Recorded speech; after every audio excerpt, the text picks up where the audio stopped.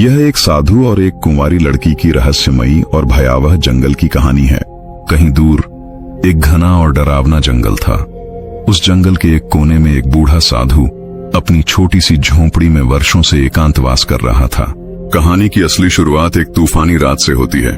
घने बादलों से भरा आसमान, बिजली की कड़क, मूसलाधार बारिश और सन्नाटे से भरा जंगल, हर तरफ डर और रहस्य का माहौल था। साधु अपनी झोंपड़ी में ध्यानस्थ बैठा था। उसने दरवाजा मजबूती से बंद कर रखा था ताकि बारिश और तेज हवाओं से खुद को बचा सके। अचानक दरवाजे पर दस्तक हुई। साधु चौंक गया।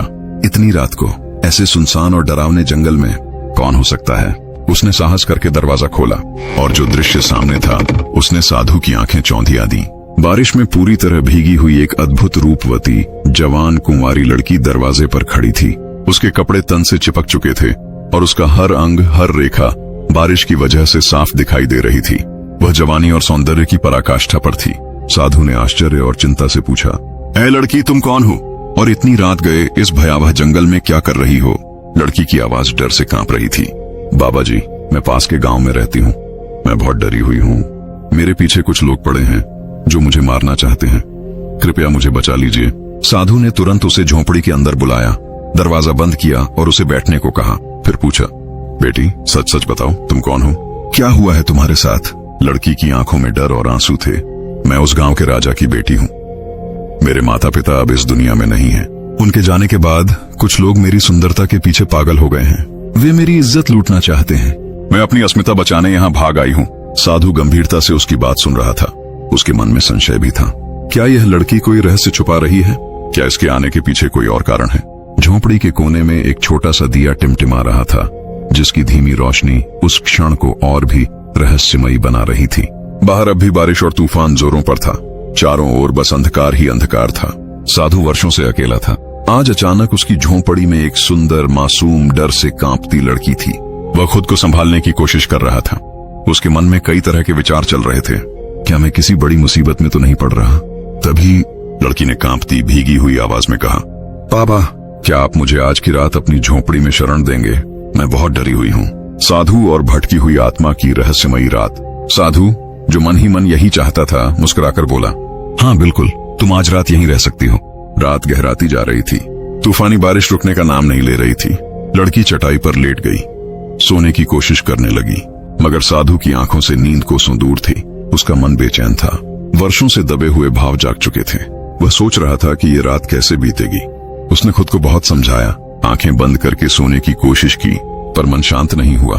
तभी किसी के रोने की धीमी आवाज सुनाई दी। साधु चौंक गया। वह लड़की के पास गया और देखा वह आंसू बहा रही थी। साधु ने चिंतित होकर पूछा, ए लड़की, क्या हुआ? तुम क्यों रो रही हो? लड़की की आवाज कांप रही थी। मेरे साथ कुछ ऐसा हुआ है जो मैं किसी को नहीं बता सकती। साधु थोड़ा चौंका और बोला, ऐसी क्या बात है जो तुम मुझसे भी छुपा रही हो? लड़की ने हिम्मत जुटाकर कहा, मैं कोई सामान्य लड़की नहीं हूँ। मैं एक भटकी हुई आत्मा हूँ। ये सुनते ही साधु के रोंगटे खड़े हो गए। उसके शरीर में डर की लहर दौड़ गई। अगर तुम आत्मा हो तो ये कैसे संभव है? साधु ने कांपती आवाज में पूछा। लड़की ने धीमे स्वर में अपनी कहानी बताई। ये बहुत पुरानी बात है। मैं एक रानी थी। एक व्यक्ति मुझसे विवाह करना चाहता था, लेकिन मैं उसे पसंद नहीं करती थी। उसने मुझे पाने के लिए काला जादू किया। मैं उसके जाल में फंस गई। उसने जबरदस्ती मुझसे विवाह किया, लेकिन मैंने उसे अपनी इज्जत को छूने नहीं दिया।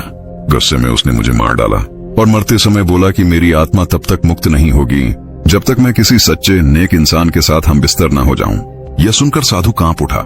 लड़की ने उसका हाथ पकड़ा और कहा, अगर तुम आज रात मेरे साथ नहीं सोए तो मैं सदा के लिए इस जंगल में भटकती रहूंगी। साधु असमंजस में था। तभी बाहर से एक भीषण, डरावनी आवाज गूंजी। वह झोंपड़ी से बाहर आया तो देखा एक काला साया गरजती आवाज में बोल रहा था, मैं वही हूँ जिसने इस लड़की को तुम्हारे पास भेजा है। साया हंसते हुए बोला, साधु, अब तुम मेरे जाल में फंस चुके हो। साधु ने निडर होकर उत्तर दिया, तेरा काला जादू मुझ पर असर नहीं करेगा। लड़की शर्म से चुप खड़ी थी। साया फिर गरजा, तुम भी इंसान हो, तुम्हारे अंदर भी भावनाएं हैं, तुम नहीं बच सकते। साधु ने आंखें बंद की, गहराई से प्रार्थना की और बोला, हे शैतान, मैं तेरे बहकावे में नहीं आऊंगा। लड़की की आंखों में आंसू आ गए। वह सोचने लगी, मैं क्या करने जा रही थी? साधु ने धीरे से कहा, अपने भीतर झांको। तुम्हें क्या लग रहा था? वो रास्ता मुक्ति का नहीं, बंधन का है। साया हंसते हुए बोला, अब बहुत देर हो चुकी है, लेकिन लड़की ने साधु की ओर देखा और बोली, मैं सिर्फ अपनी आत्मा को मुक्त करना चाहती थी। साधु ने शांत भाव से कहा, मुक्ति केवल आत्मा के लिए नहीं, खुद को स्वीकारने से मिलती है। ये लड़ाई तुम्हें स्वयं लड़नी होगी। लड़की ने गहरी सांस ली, अपनी आंखें बंद की और साय से लड़ने का संकल्प लिया। हवा तेज चलने लगी, साया चीखा, लेकिन लड़की ने अपने साहस और आत्मबल से उसे पराजित कर दिया। जब सब समाप्त हुआ, लड़की ने अपनी आंखें खोली। वह साधु के सामने खड़ी थी, शर्मिंदगी से भरकर उसके चरणों में गिर पड़ी। आपने मुझे बचा लिया, उसने कहा। साधु मुस्कुराया और बोला, अब तुम मुक्त हो, जाओ, इस जंगल से बाहर निकल जाओ। लड़की ने सिर झुकाया, एक शांत मुस्कान के साथ हमेशा के लिए जंगल से चली गई। उसकी आत्मा अब आजाद थी,